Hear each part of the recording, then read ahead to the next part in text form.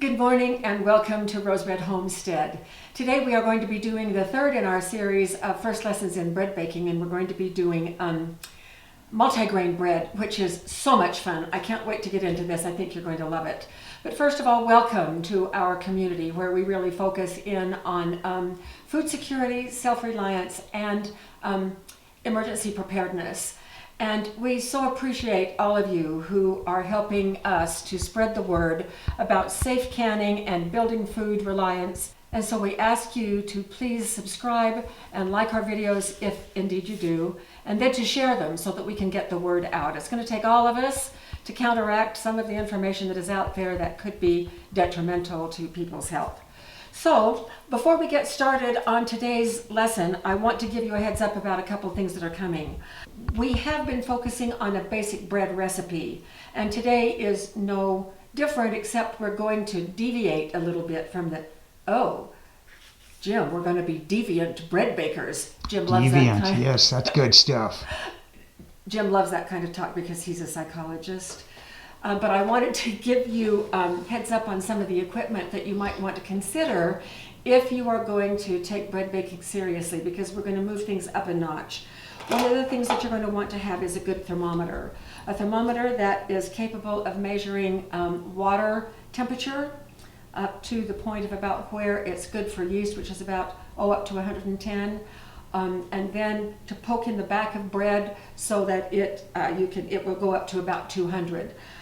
This was my original one, but the one that I really have found that I like is this. It's called ThermPro, and it's designed for grilling.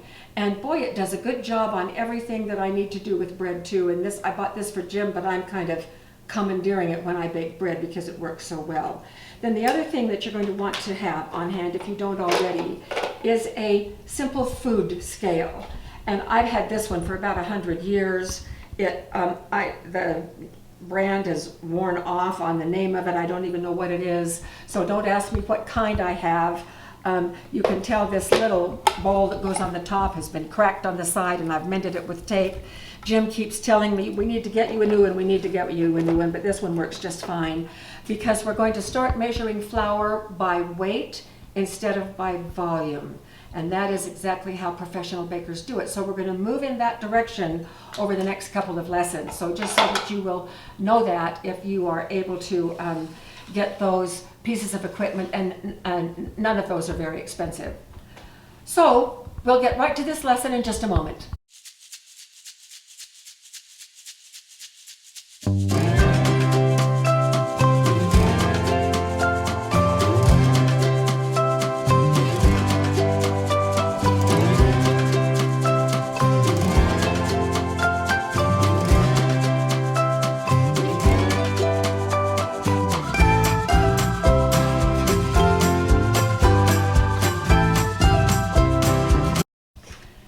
Today, multigrain bread. I have a favorite recipe that I have used for years and years, and when I was practicing over this past couple of weeks and I made this bread, Jim and I realized that I have never made it in the 22 years that we have been married. I could not believe that. And so I pulled it out and made a batch, and one of the ingredients is cornmeal, and my grain mill, I can set it on very, very coarse so that I can do cracked grain, like a cracked grain cereal. And I can take corn, and this corn I've stored this for 18 years, and I can then grind this into cornmeal or corn flour. So the recipe calls for 3/4 of a cup of cornmeal. And so I ground it the way I used to do when I was making this before, made this bread, and Jim did not like it at all because the pieces of the corn in there, 18-year-old corn, even though I softened them somewhat, they were too much like rocks for him. And so I put it back through my mill and turned it into corn flour, which I then used. But today we're going to use something different, even than the corn, and I'll show you. So we're going to be using wheat, which I have ground into flour. We're going to be using rye, which I have also ground into flour. Here is the rye flour. The wheat flour, and I don't grind a whole lot of flour at one time because I like to grind it fresh. I did have this much rye flour left over, but the rye is a little bit blue-green while the wheat is more golden. And of course I didn't need to label the corn because it's easy to distinguish. So those are two of the flours. Now, our basic recipe starts out about like this, about between 5 to 6.5 cups of flour, 2.5 cups of water, 2 tablespoons of yeast, 1.5 teaspoons of salt, and then we have been also adding 1/2 cup of fat.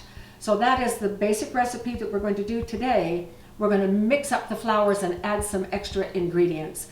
The first thing that we're going to do is I have 1/2 cup of brown sugar and 1/2 cup of, actually I'm using coconut oil, but it could be Crisco, it could be whatever kind of fat you want. And because I want these melted and liquid, I have just took this out of the microwave. It was boiling water. This is our 2.5 cups of water, and I'm going to pour some of it in here, not all of it. Actually, I'm going to take it down to about 1 cup left.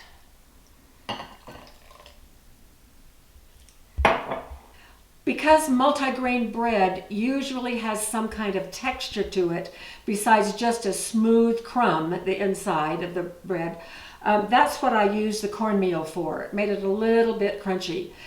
You can put in anything you want for this 3/4 cup. I'm not going to use cornmeal today. Now, I could cook the cornmeal to make it really soft. If you have that 9-grain cracked grain cereal that Bob's Red Mill makes, you could even cook that or soften it in this boiling water. What I'm going to use is 3/4 cup of this rolled cereal. This is a 6-grain rolled cereal, and so I'm going to soften all of those up right here in this boiling water and let the grains soak up so that we are going to have some extra texture. Now let's move to the dry ingredients. Here I have 1.5 cups of wheat flour. This has gluten in it. That's important. We need gluten because we're going to be putting some extra things in, so we need that strong gluten to build those little pockets so that the yeast can form its gas as it ferments and cause it to rise. So this is a gluten flour, this wheat flour. This is 1/2 cup of rye flour. Rye also has gluten, not as much as wheat, but there is some in there. Now, here come the deviant ingredients. This is 1/2 cup of powdered milk, adding extra protein, so that will really help. This is 1/2 cup of potato flakes. These are Bob's Red Mill potato flakes. They have no other ingredient, no butter, no salt, no anything else except just flaked potatoes. That really gives a nice, helps to get a nice rise. And then we have our usual 2 tablespoons of yeast, which is right here. And we're going to mix these up. Actually, I need to put in, it calls for 2 to 3 cups of regular flour. And this, of course, is going to be our usual flour that I use, which is King Arthur's unbleached all-purpose. So I'm going to put 2 of those 3 cups in here because we always like to reserve at least 1 cup of flour for changes in humidity in the kitchen or whatever. And here goes the salt, 1.5 teaspoons. Now we're going to mix the dry ingredients together, those potato flakes and the flours together, along with the milk solids, and yeast is in here, salt is in here, so everything is mixed.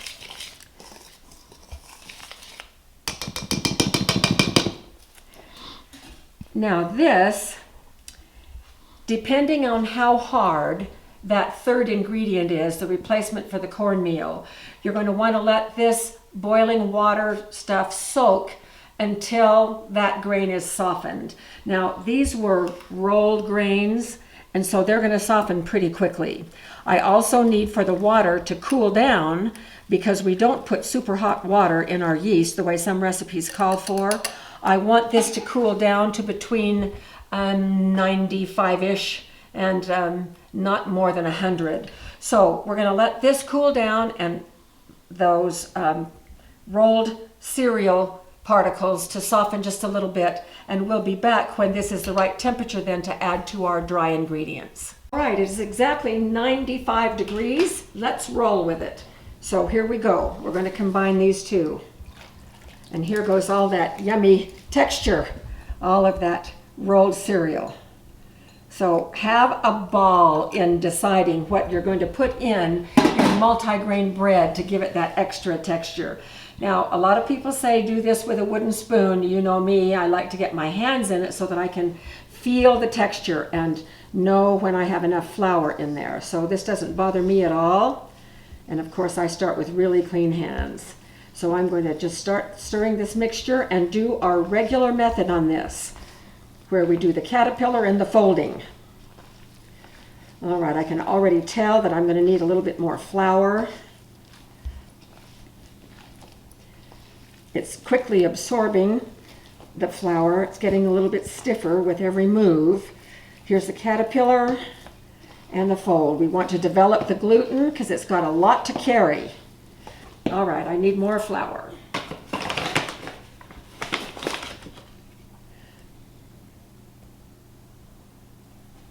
Trying to do that left-handed. That probably didn't look too coordinated. This is better. Caterpillar.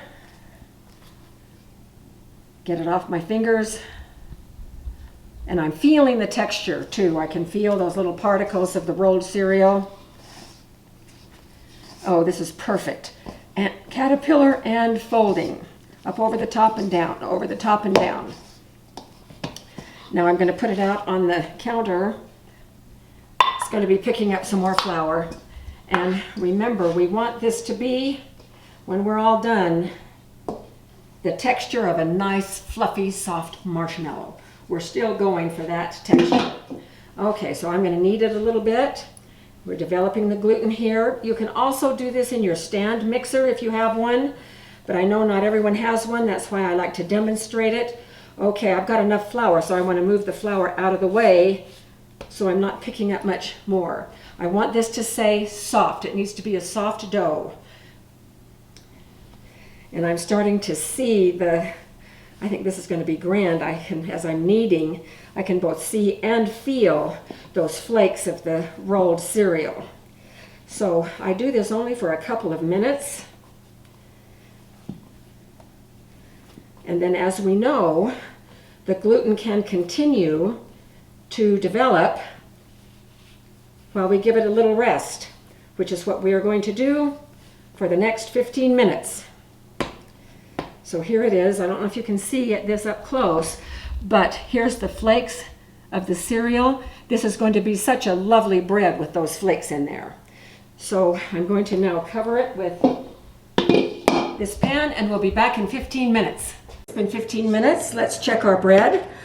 I hope you can see that there has been a little bit of rising here going on, and we're going to give it a few more folds right here.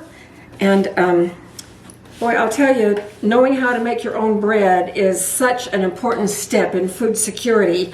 Bread, of course, is a carbohydrate, and carbs are very necessary for survival. So this is a great way to do a multigrain, which adds protein and enough carbs that would keep us alive. Okay, so I'm going to put this back, give it another 15 minutes, and we'll be back. Another 15 minutes has passed. Wow, how fast time passes when you're having fun. Look at this beautiful bread. It is starting to rise, and that's just great. We're going to give it a few more folds and then set it out for its proofing time, first proofing time. So here we go. We're degassing this a little bit as well. This gluten has developed really nicely.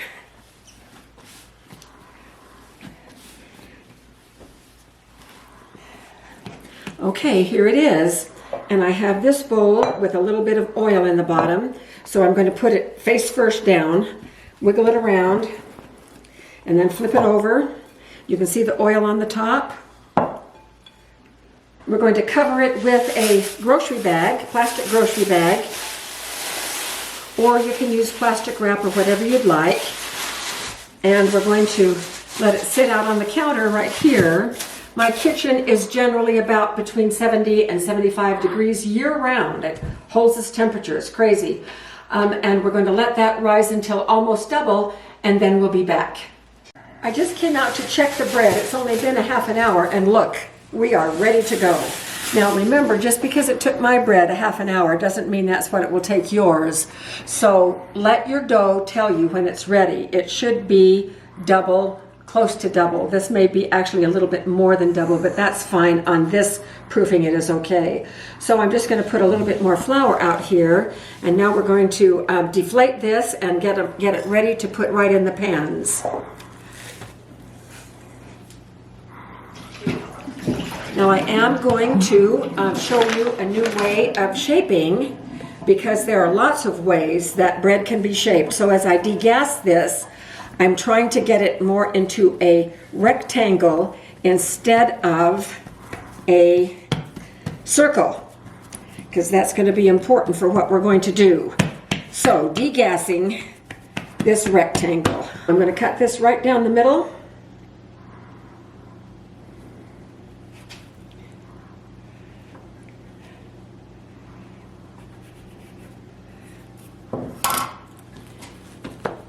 And let the shaping begin. So my pan is about like this. So I want to spread this out just a little bit, degassing it as I go. I want it about as wide as the pan is long.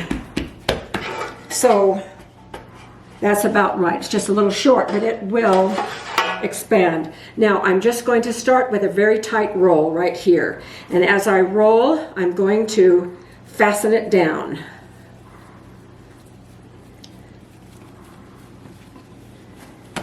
Okay, now these dorky ends right here, I just tuck them in by just poking the underside.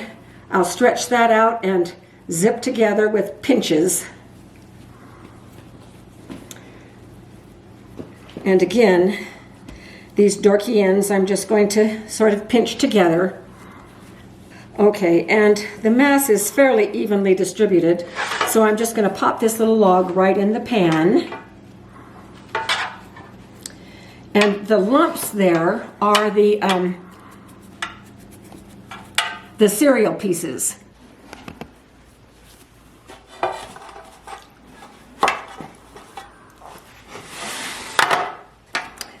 All right, cover these again and let them proof for the last time. And we want them to rise up to crown this pan, so they're sticking up above the pans a little bit. So we'll be back when they're ready to go into the oven. Oh my goodness, I lost track of time. I was out transplanting marigolds from the greenhouse out to where I'm going to put tomatoes, and it's been 45 minutes, and so I rushed in here to check, and thankfully these are okay. On more than one occasion, I have totally forgotten that I have bread rising, and it has gone way up high and way too poofy. And because of the way that I do yeast without using any of its power prior, and I use it dry in the mix, I was able to just deflate that whole thing, reshape it, and let it proof again, and they do fine. So these are ready to go into the oven, and so I'm going to put them in the oven right now. Now, because you've seen me take bread out of the oven in the other two videos, I'm not going to bring you back when I take the bread out of the oven. We will wait until it gets up to between 190 and 200 degrees. We'll take it out, let it cool down, and when we're ready to cut it so that we can see the crumb, then we'll bring you back. These have been out of the oven for about 20 minutes. They turned out just beautiful. They are a little bit textured on the top because of that the rolled grains that are in there. I'm going to cut this one, and we're going to ask Jim to do a taste test. So we're going to see if this one works for him. You can see on the end that this, you can see like the cinnamon roll twirl, and that's how we shaped it, so that's kind of pretty. And the bottom looks like this, nice golden brown. So let's go ahead and cut this and check the crumb. I'm excited. I've not ever used this type of rolled cereal before. Okay, so there's the crumb. It looks good. I really can't distinguish, oh yes, there they are. If you look closely, I can see the grains that are there. So I'm just going to butter this with a little bit of our ghee and give Jim a taste test, and he will tell us whether it's too much texture and it's like rocks, or whether it works for him. Here you go, honey. It's good. Tastes nice. Is it totally smooth, or is there a little texture in it? There's a little bit of texture. So, it's not totally smooth. Okay.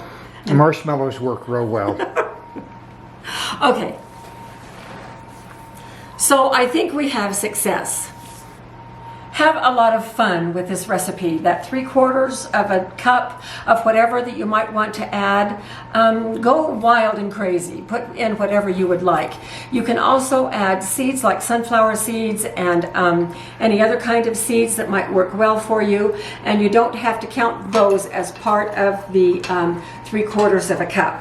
You can even also add herbs. So this bread recipe, and really all of the bread recipes that we have looked at so far, are very versatile like that. So next time we're going to do some deviations with yeast, and we can see what else we can come up with. So see you at our next video, and next time for our next lesson on first lessons in bread baking.